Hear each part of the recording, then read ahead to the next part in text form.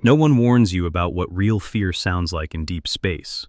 It isn't the wail of sirens, the roar of a breached hull, or the hiss of oxygen escaping into the vacuum. Real fear sounds like something that categorically should not be here. The cargo clipper Ash-Shadi was crawling through the dead sector of the Orion Wastes with the grace of a brick. No beautiful light trails or elegant maneuvers, only the heavy, relentless inertia of thousands of tons of metal cast into nowhere.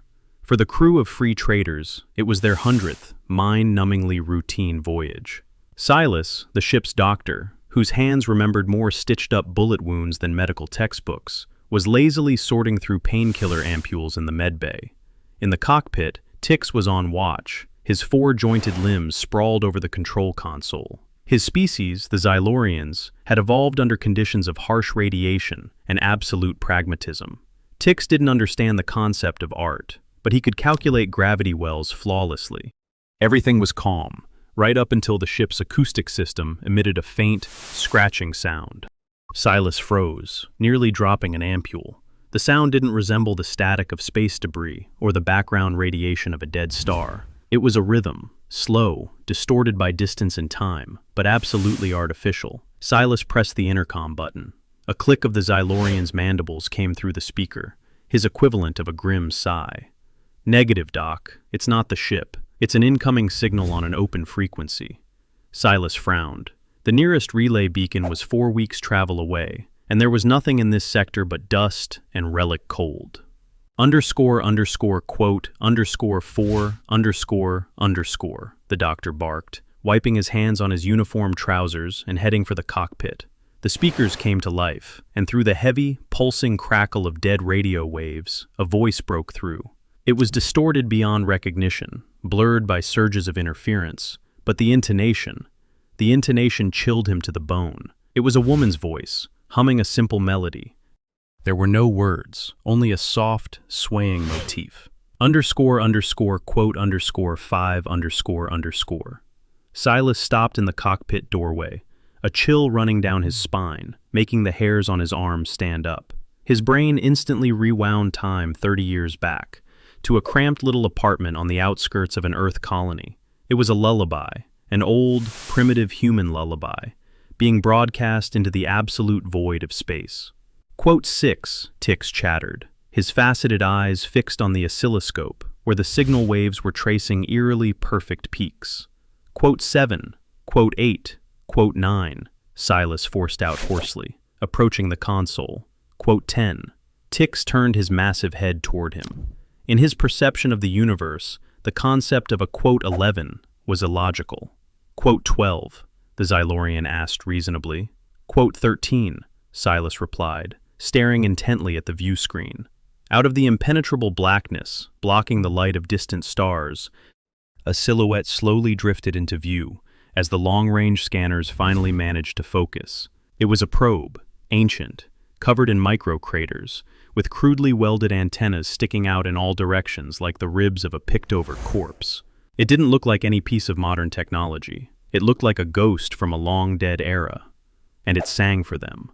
The lullaby in the speakers grew louder, as if rejoicing at having listeners, and at that moment, the light in the bridge flickered for the first time.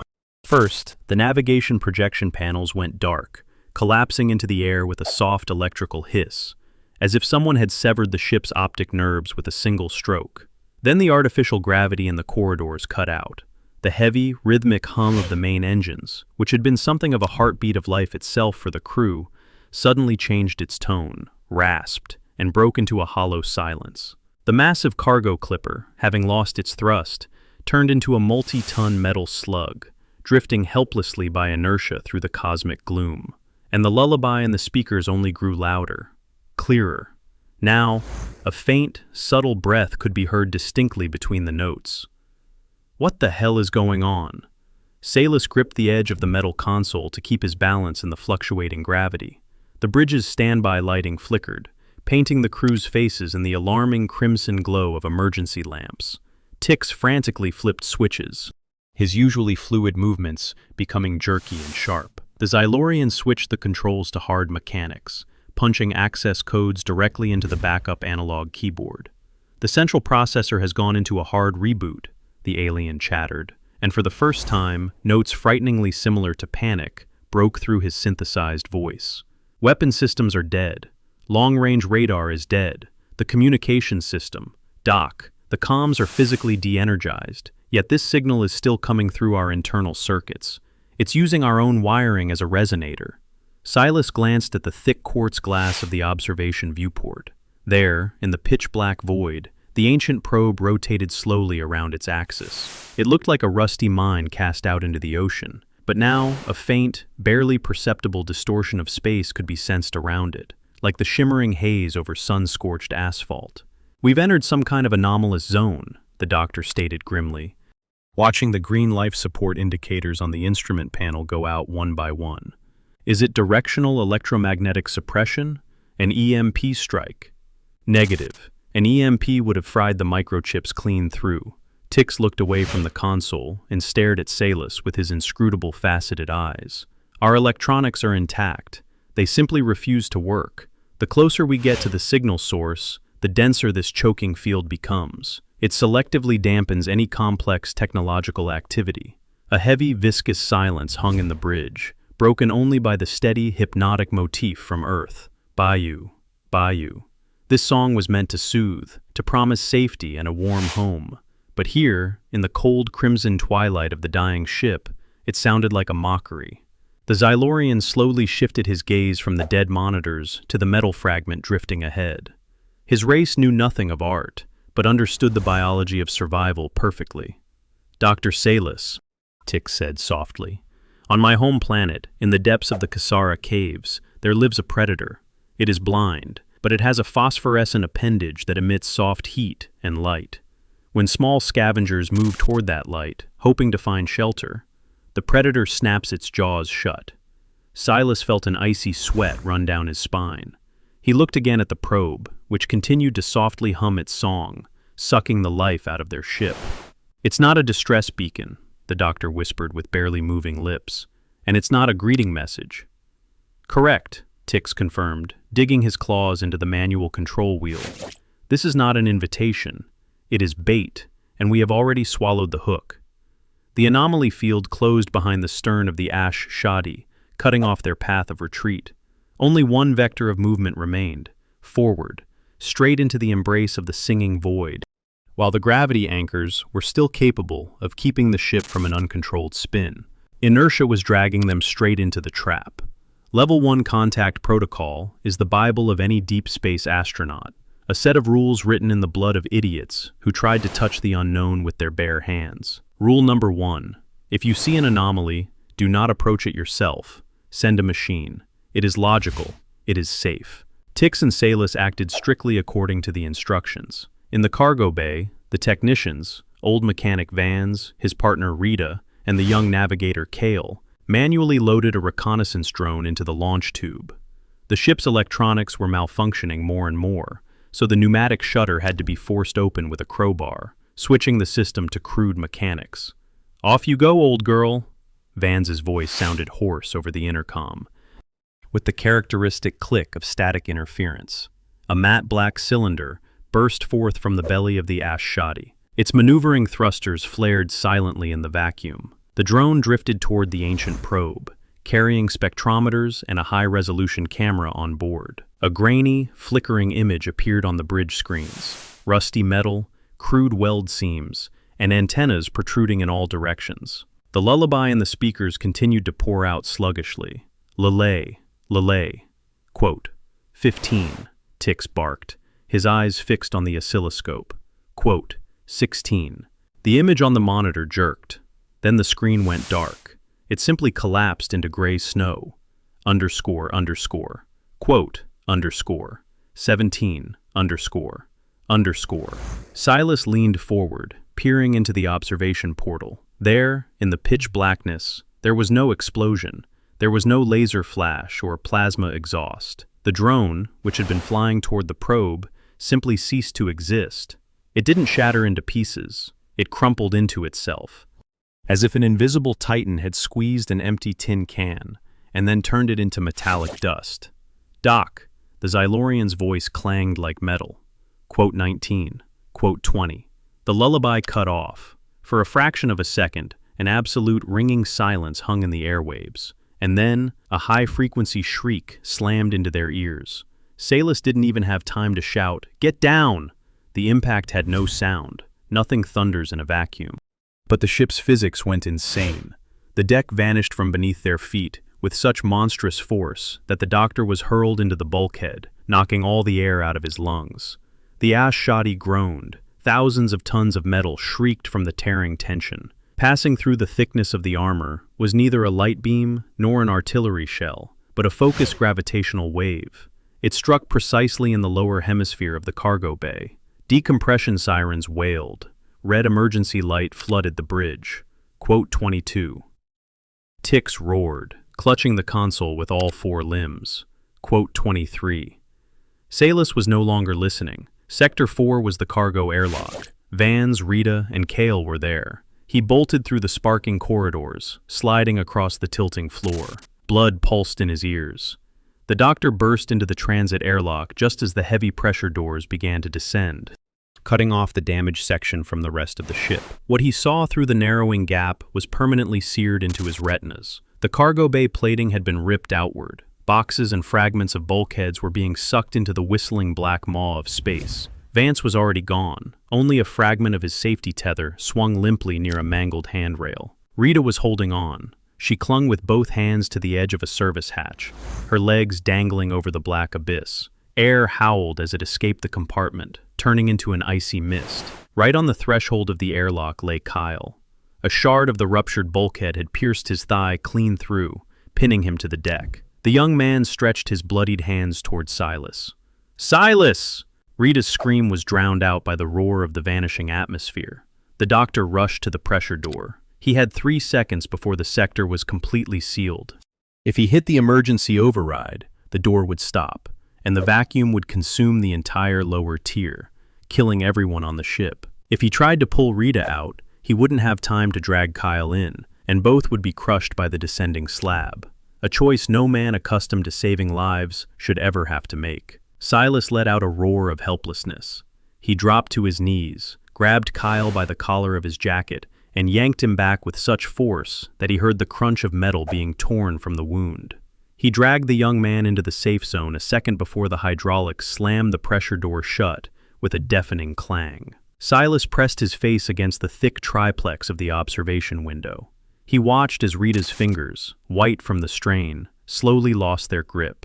She was pulled silently into the darkness, turning into a tiny speck against the backdrop of indifferent stars. The doctor slowly sank to the floor, pressing his hands against the blood gushing from Kyle's thigh. The navigator thrashed in agony, his lips turning blue. Shock and blood loss were taking him right now, on the cold floor of the transit airlock. 2 dead, a third bleeding out in his hands. In a matter of seconds, a standard response had led to an absolute slaughter. The intercom speaker above his head hissed softly. Distorted by distance, a soft voice began to sing its slow, haunting melody again. The probe drifted further away, satisfied that it had eliminated the threat.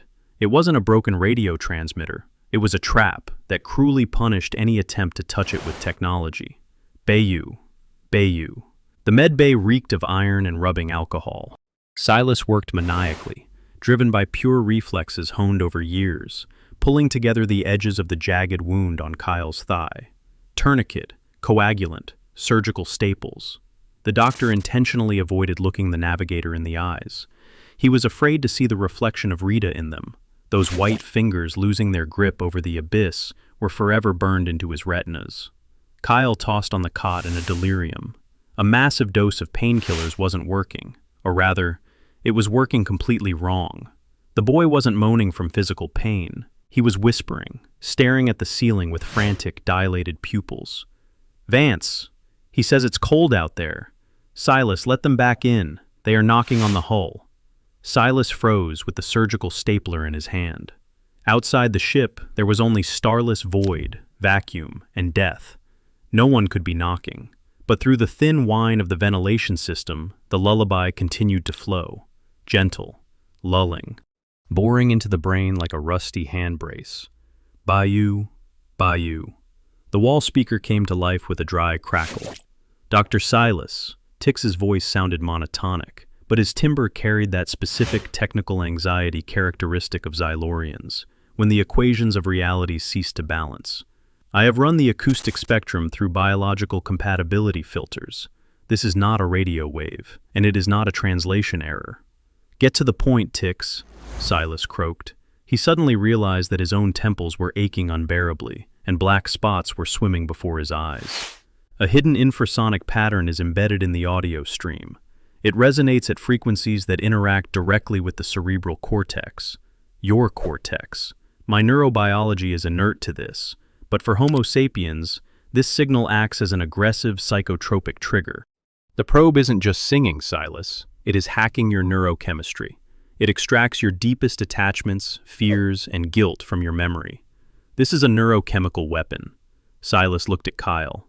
The grown, scar-covered navigator had curled into a ball, clutching his head with his hands, whimpering quietly, begging his mother not to turn off the light. A weapon. A perfect, goddamn weapon against a species that builds its strength on social bonds and empathy.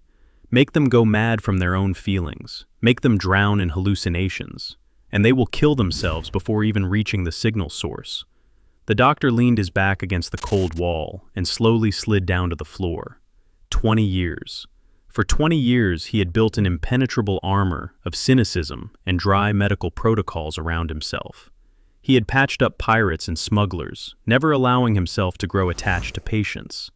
But now that armor was bursting at the seams, crumbling into dust under the pressure of a simple Terran tune. In the shadows of the operating room, where the light of the surgical lamps could not reach, Silas thought he saw Rita's pale face. She wasn't screaming, she was just looking at him, and the words of that same lullaby were falling from her blue lips. The air became thick, suffocating. A hot drop slid down the doctor's cheek. He brought a trembling hand to his face and looked at his wet fingers in surprise. Tears. He was crying for the first time in 2 decades. The weapon was working. It was breaking him from the inside. Silas. Tix's voice pulled him out of the encroaching numbness. The Xylorian was trying to keep the ship on course, but without navigation systems, he was blind. I need correction vectors. My instincts are not adapted to calculating inertia within a spatial anomaly. I need a human mind capable of thinking irrationally. I need you on the bridge. Otherwise, we will be smeared. Silas stood up. He was shaking.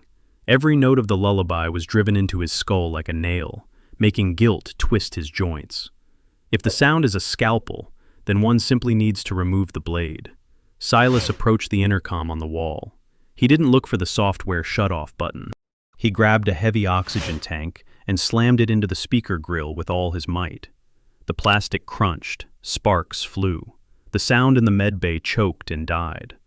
The doctor breathed heavily, staring at the mangled microchips. Then he pressed the call button on his wrist communicator. Tix, listen carefully. Shut down all the acoustics on the ship. Rip out the wires, smash the speakers, silence the internal comms to hell. Confirm order, Doctor. This will deprive us of any verbal coordination. We will be deaf. Just do it, Silas barked, feeling the cold clarity of reason returning to him, along with the pain in his bruised knuckles. We fly in absolute silence. Tix asked no more questions.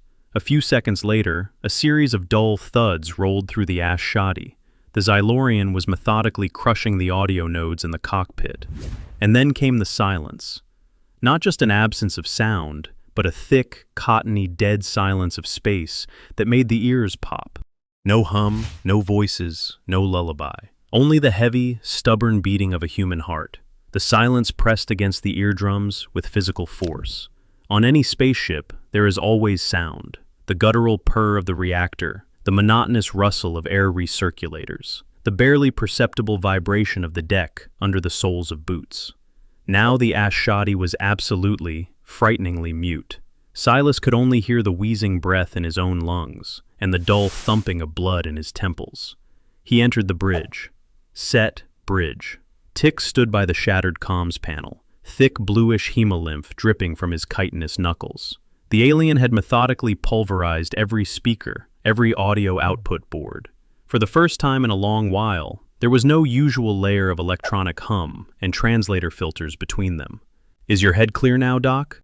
The Xylorian's voice without a microphone sounded dry and crackling, like breaking reeds. Yes, Silas exhaled, wiping sweat from his forehead.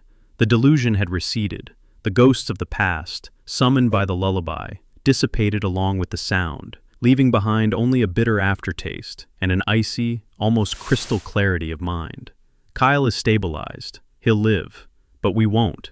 Not unless we figure out how to pilot this flying coffin. The doctor walked up to the observation viewport. The probe still hung ahead, surrounded by a barely visible haze of spatial anomaly. But now, when the ship stopped emitting electronic noise and went silent, something in the ancient machine's behavior changed subtly. Its rotation became jerky, unsynchronized. Tix, look, Silas pointed a finger at the thick quartz glass. When we sent the drone, it emitted active scanning frequencies. When we tried to break through the comms interference, we generated a powerful radio-electronic background. The probe reacted to that. It feeds on resistance. The navigator's faceted eyes narrowed. He tilted his massive head, analyzing the trajectory. A predator reacting to movement, he chattered. You are suggesting we play dead. I'm suggesting we surrender. No active radars. No attempts to fire the main caliber or engage navigation processors. We cut power everywhere except for the emergency life support in the medbay and the gas maneuvering thrusters. Silas pulled a uniform scarf from his neck and took a black marker for ampules out of his pocket. We'll fly on pure ballistics, like a piece of rock. Tix made a sound like two stones grinding together, the Xylorian equivalent of a chuckle. This is mathematical suicide, Doctor. To calculate a rendezvous point with a moving object within an anomaly without computing power, the probability of success approaches zero. You have perfect spatial memory, and I have eyes, Silas snapped. He walked to the glass and used the marker to draw a crude coordinate grid directly on the viewport. We'll use the parallax method. I'll dictate the probe's displacement to you relative to the background stars. You are counting the pulses for the gas thrusters, manually. The next few hours turned into an exhausting, surreal dance. In the cold, shadow-drenched bridge, two beings, separated by millions of years of evolution, worked as a single, primal mechanism. Silas, squinting, stared into the starry sky through the etched glass, issuing degrees of displacement in a husky whisper. Tix, whose computational power would be the envy of any silicon processor, translated these numbers into millisecond presses on the mechanical valves of the maneuvering thrusters. Psh, sh, sh, a short exhaust of compressed nitrogen. The ship shuddered ever so slightly. 2 degrees port side, vector displacement positive, Silas dictated, his eyes never leaving the glass. Correcting, waiting 3 seconds. They were no longer fighting the anomaly, they were gliding inside it, surrendering to the heavy inertia of the multi-ton ship. It was a triumph of raw matter over complex algorithms, and the probe did not know how to react to it. A trap designed to hack technology and drive sentient beings insane with neurochemical attacks was helpless against a hunk of iron, which was simply falling toward it in absolute silence. The probe received no data for analysis. There were no radio waves, no active scanning. The target vanished from its radars, even though it was physically right in front of it. Silas saw the glow around the ancient machine's antennas begin to fade. Quote, 27, quote, the doctor whispered, clenching his fists so hard his knuckles turned white. Quote, 28, quote, it cannot lock onto a target that does not resist. But the joy was premature. Having lost the ship's signature, the probe stopped perceiving them as a threat, and, obeying its ancient protocols, it engaged its own maneuvering thrusters. The metallic carcass slowly but surely began to turn, gaining speed and heading into deep space. Doctor, Tix stated dryly, looking at the receding silhouette, the distance is increasing. We won't catch it on gas thrusters. It is moving beyond our reach. Silas punched the bulkhead. They had cheated the trap, neutralized the lullaby, but now the target itself was slipping away from them. To catch the probe, they needed to fire up the main engines again. And that meant lighting up on the Predator's radars once more. The probe was leaving. A dead piece of metal carrying the most perfect neurochemical weapon was slowly dissolving against the backdrop of indifferent stars. If they let it go now, the trap would simply change its hunting grounds. It would find another ship with humans on board, and the old lullaby would sound again, driving them mad, forcing crews to open airlocks into the vacuum. Silas wiped the sweat from his face with his palm. He looked at the shattered communication panels, then at his bloodied hands. A quiet, soothing motif still echoed like a phantom in his ears. __quote_32__. The doctor's voice was frighteningly calm. Switch the fuel feed to the manual valves, direct injection into the main engines. Bypass all thrust limiters. The Xylorian froze, his faceted eyes gleaming menacingly in the semi-darkness. Doctor, starting the main reactor will create an electromagnetic burst of colossal power. We will shine brighter for the probe than a supernova. It will switch to active mode instantly. I know. Without the onboard computer, we won't be able to control the plasma flow. Direct injection will burn through the fuel lines in 3 minutes. This is more than just a risk. The mathematical probability of survival. To hell with the math, Tix, Silas snarled, lunging toward the mechanic's console and ripping the protective covers off the emergency valves. That thing killed my people. It crawled inside my head. I'm not going to just let it fly away. Start the reactor. There was a split-second hesitation. Tix let out a dry click with his mandibles, a gesture of fatalistic resignation, and used 2 clawed limbs to throw the massive ignition levers. A primal roar tore through the stifling silence. The Ash-Shadi shuddered as if it had been struck by a sledgehammer. A massive discharge of plasma from the thrusters hurled the multi-ton ship forward, pinning the crew into their seats. The G-force slammed into their lungs, knocking the wind out of them. The darkness ahead instantly exploded with a reaction. The probe had awakened. It didn't resume the lullaby broadcast. The Predator realized the acoustics no longer worked and switched to brute force. The space between the Ash-Shadi and the ancient machine began to ripple, distorting like a cheap lens. The anomaly field ceased to be just a suppression zone. It contracted, thickened, and transformed into a kinetic wall, a focused gravitational wave striking with a backhand blow. The impact was monstrous.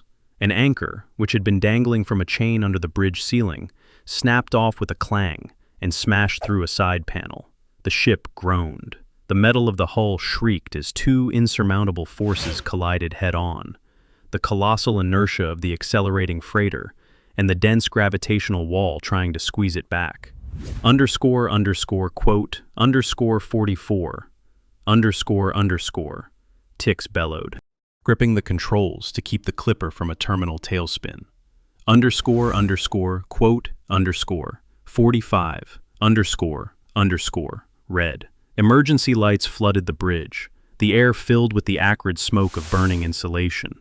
The temperature in the compartment rose rapidly. The reactor was choking on direct fuel injection. Silas stepped toward the helm, his eyes burning with manic defiance. Quote, 47.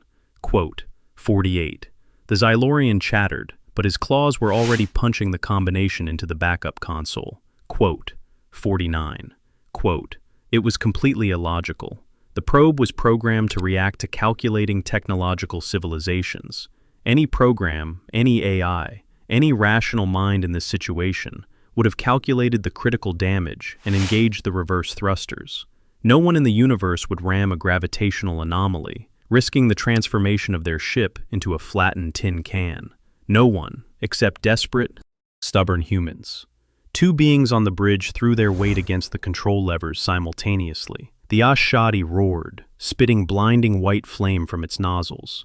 The ship slammed into the anomaly with the force of a meteorite. For a second, time stood still. Sound vanished, replaced by a piercing, ringing pressure inside the skull. The viewport glass became covered in a web of micro cracks. Silas felt blood gush from his nose, soaking his uniform collar. And then the trap broke. The probe's algorithms could not cope with the variable of absolute, suicidal stubbornness. The gravitational field, unable to withstand the concentrated kinetic blow, popped like an overinflated balloon. The ship was vomited out into normal space. The Ash-Shadi streaked past the probe just a few dozen meters away, nearly clipping its rusted antennas with its hull. And then the engines died with a heavy cough. The fuel lines had burned out. A heavy silence, saturated with the smell of ozone, hung over the bridge. Silas, breathing heavily, leaned his hands against the console. Through the cracked glass, he saw the probe slowly tumbling in the void. All of its lights had gone dark. The anomalous shimmer vanished. The ancient machine deactivated completely, turning into what it was always meant to be, a hunk of dead space junk.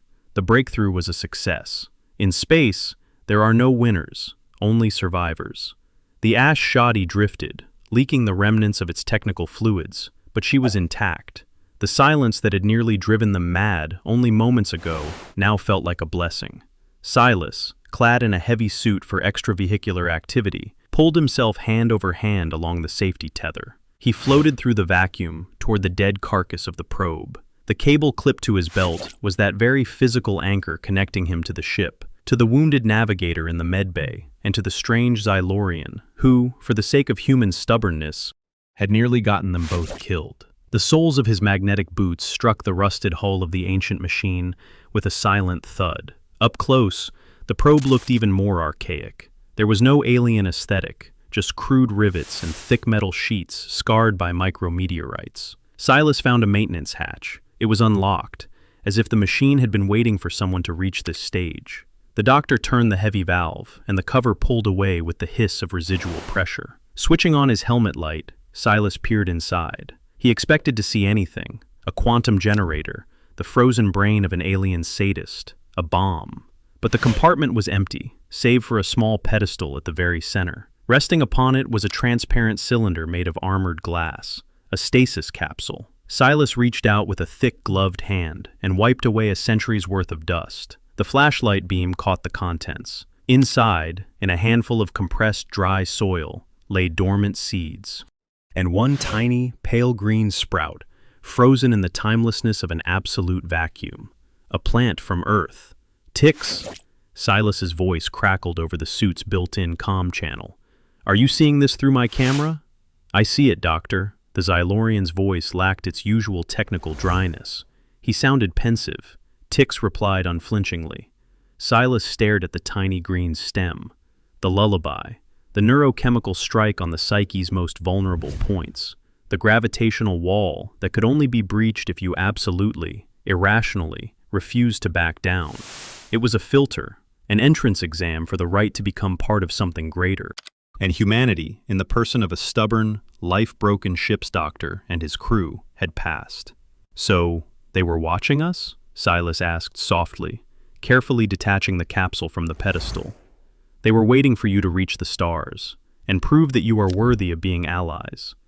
The doctor pressed the cylinder tightly against his chest, in this cold, indifferent void, where they had lost two friends and nearly lost their minds. This piece of Earth felt like the heaviest and most important cargo in the entire universe. An hour later, Silas returned to the Ash-Shadi. The ship still resembled a combat zone, but in the medbay, the life support monitors were beeping steadily. Kale was breathing evenly. The crisis had passed. Silas entered the mangled bridge. Tix was sitting at the console, trying to resuscitate the navigation computer. The Xylorian raised his head, looked at the human, and let out a short click with his mandibles, a sign of the deepest respect in his culture. The doctor nodded silently in response. He walked to the central control console, right beneath the shattered viewport, beyond which stretched the endless starry abyss. Silas placed the transparent cylinder with the soil and the tiny green sprout onto the instrument panel. This was their new anchor, a silent proof that no matter how deep into the darkness humans ventured, no matter how hard the universe tried to break them, they would not give up. They would survive. And one day, they would make the stars reckon with them.